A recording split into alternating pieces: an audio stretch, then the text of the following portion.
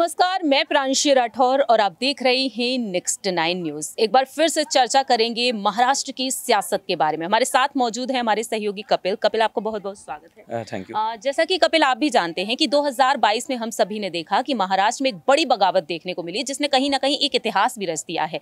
देखा जाए तो मौजूदा मुख्यमंत्री एकनाथ शिंदे अब एक बार फिर से यहाँ पर मुश्किलें बढ़ा रहे हैं उद्धव ठाकरे की यहाँ पर सरकार गिराने में कामयाब रहे देवेंद्र फडणवीस और आज उप मुख्यमंत्री के पद पर है।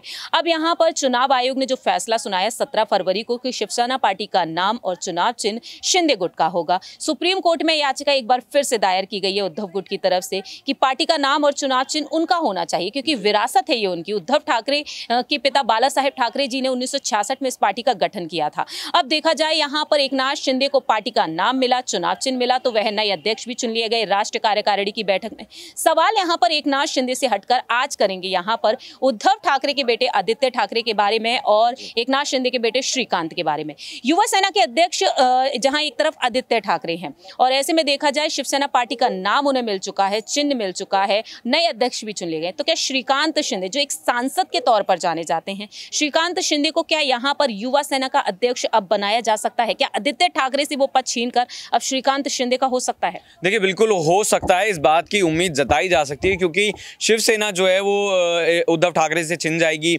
एकनाथ शिंदे के पास चली जाएगी। ये किसने सोचा था? लेकिन जिस हिसाब से महाराष्ट्र में लगातार हम चीज़ें होते हुए देख रहे हैं, इस बात से तमाम चीज़ों से दरकिनार नहीं किया जा सकता कि ऐसा होता हुआ नजर नहीं आएगा। क्योंकि एक बार हम चर्चा ये कर रहे थे कि क्या जो शिवसेना पार्टी का नया अध्यक्ष है वो माफ कीजिएगा आदित्य ठाकरे को बनाया जा सकता है। लेकिन अब आदित्य ठाकरे और उद्धव ठाकरे कहीं ना कहीं जिन मुश्किलों में फंसते हुए नजर आ रहे हैं, मुझे लग रहा है कि एकनाथ शिंदे का न सिर्फ शिवसेना पार्टी पर जो है वो एकाधिकार रहेगा, बल्कि तमाम ऐसी चीज़ें जिनको लेकर अब न सिर्फ कयास लगाए जाने लगेंगे, बल्कि हमें चौंकाने वाले जो है वो तमाम फैसले देखने को मिलेंगे। तो आपको क्या लगता है, अगर ये फैसला होता है तो वाकई में एकनाथ शिंदे की हर जगह पर जीत होगी? शिवसेना की जितनी भी प्रॉपर्टीज हैं, क्या वहां पर जीत पक्की मानी जा सकती है? और दूसरा बड़ा सवाल, 2024 में क्या वाकई में शिंदे की जीत या फिर उद्धव की?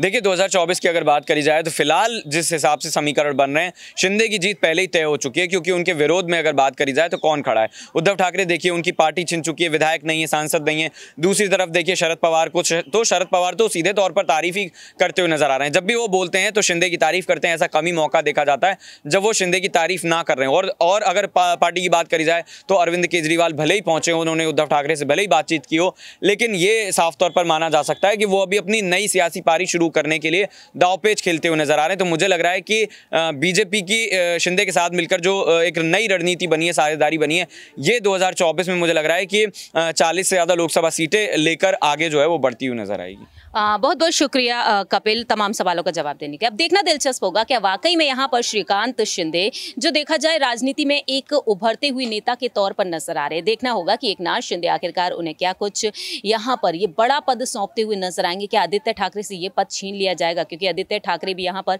युवा सेना को संभालते हुए नजर आ रहे हैं, हुंकार भरते हुए नजर आ रहे हैं और कहते हैं कि वर्ली से चुनाव लड़कर दिखाइए, जीत हासिल करके दिखाइए, तब देखेंगे कि आप में कितना दम है। देखना होगा कि आखिरकार महाराष्ट्र की सियासत में अब कौन सा नया मोड़ आता है। फिलहाल हमारी इस रिपोर्ट में इतना ही। बाकी की तमाम अपडेट्स के लिए आप देखते रहिए नेक्स्ट 9 न्यूज।